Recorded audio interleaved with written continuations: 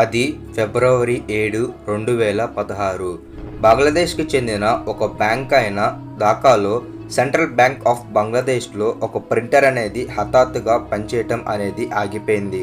మరియు ఎమ్మటనే ఆ ప్రింటర్ని రిపేర్ చేసే పనిలో పడ్డారు. దాని తర్వాత బ్యాంకుకి సంబంధించిన చాలా ప్రింట్అవుట్స్ అనేవి వాళ్ళు జిరాక్స్ తీయటం అయితే జరిగింది. అయితే అందుట్లో దాదాపు 35 ప్రింట్అవుట్స్ అనేవి ఎడిషనల్ ట్రాన్సాక్షన్స్ అనేవి జరిగినాయి. మరియు వాటి వర్త్ అనేది దాదాపు $1 బిలియన్, అంటే మన ఇండియన్ కరెన్సీలో 7 లక్షల కోట్ల రూపాయలు అనేది వివిధ దేశాలకి ట్రాన్స్ఫర్ అవటం అయితే జరిగింది. దీంతో బ్యాంక్ డైరెక్టర్ ఎమ్మటనే షాక్లోకి వెళ్ళిపోయారు. నిజానికి ఈ సైబర్ అటాక్ అనేది జరగటానికి దాదాపు 9 నెలల నుంచే వర్క్ అనేది స్టార్ట్ చేశారు. బంగ్లాదేశ్ ఒక దేశం నుంచి 3000 కిలోమీటర్ల దూరంలో ఫిలిప్పీన్స్ అనే ఇంకొక దేశం అయితే ఉంది. అక్కడ 2015 మే నెలలో జూపిటర్ బ్యాంక్ ఆఫ్ RCBCలో 4 అకౌంట్స్ ఓపెన్ చేయటం అయితే జరిగింది. మరియు ఆ అకౌంట్ ఓపెన్ చేసిన దాని తర్వాత ఎవరైతే ఆ అకౌంట్ హోల్డర్స్ ఉన్నారో వాళ్ళు ఆ బ్యాంక్ అకౌంట్ని యాక్టివ్గా యూజ్ చేయటం అయితే లేదు. మరియు అకౌంట్ ఓపెన్ చేసి వాళ్ళు ఇక ఆ బ్యాంక్ దగ్గరికి కూడా రాలేదు. మరియు అకౌంట్ కూడా యాక్టివ్లో ఉంది కానీ దాన్ని యూజ్ చేయట్లేదు. అయితే బంగ్లాదేశ్ విషయానికి వస్తే one of the fastest growing economy. బంగ్లాదేశ్లో దాదాపు 2 కోట్ల మంది ప్రజలు ఢాకాలో నివసిస్తున్నారు.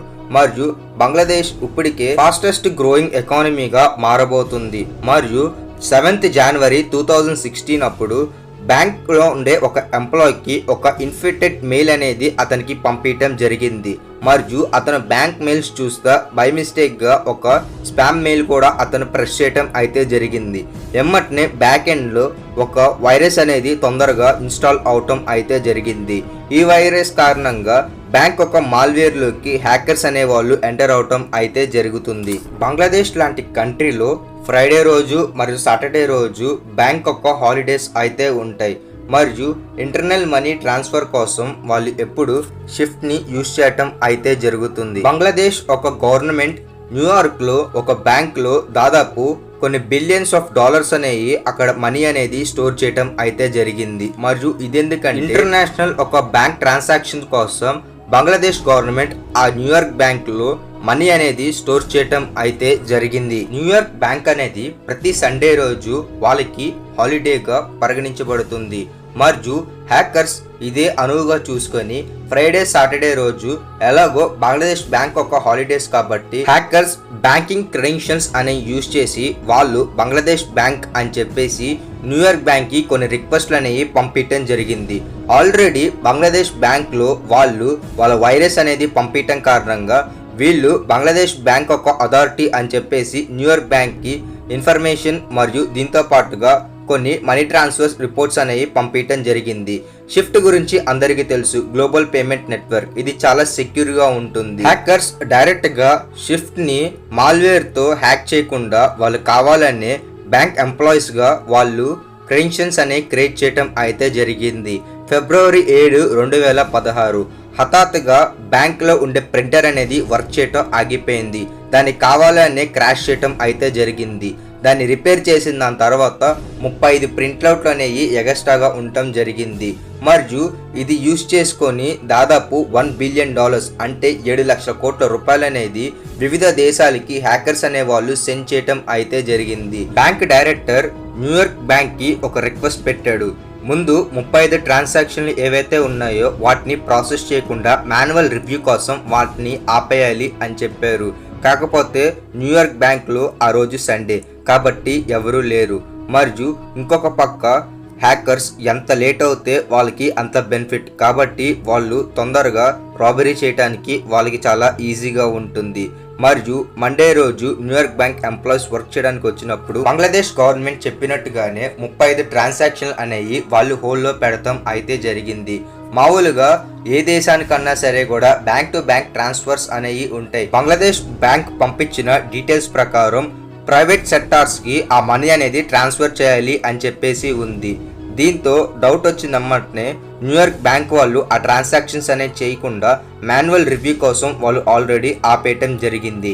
ఇది బంగ్లాదేశ్ వాళ్ళ ఒక ప్యూర్ లక్ అనే చెప్పుకోవాలి. ఆ 35 ట్రాన్సాక్షన్లో ఒక ట్రాన్సాక్షన్ అనేది శ్రీలంకకి చెందిన ఒక ఎన్జిఓకి $20 మిలియన్ అనేవి పంపించాలి అని చెప్పేసి ఆ ట్రాన్స్ఫర్ రిక్వెస్ట్లో ఉంది.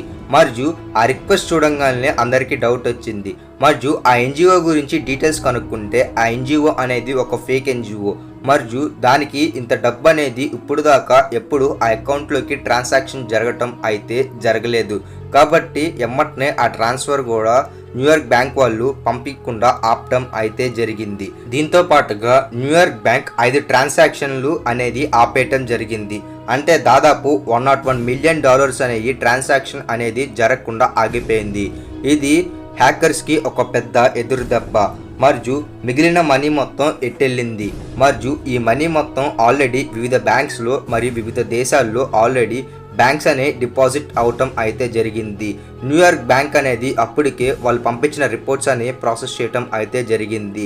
ఎమ్మటనే హ్యాకర్స్ క్యాజినోస్లో ఆ మనీ అనేది ఎక్స్చేంజ్ చేయటం అనేది జరిగింది.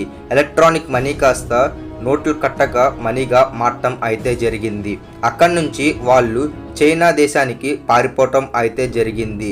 మరియు ఆ చైనా దేశం నుంచి వాళ్ళు వేరే కంట్రీకి వెళ్ళిపోవటం అయితే జరిగింది. మరియు ఎమ్మటనే బ్యాక్ అండ్ వెరిఫికేషన్ మొదలు పెట్టారు.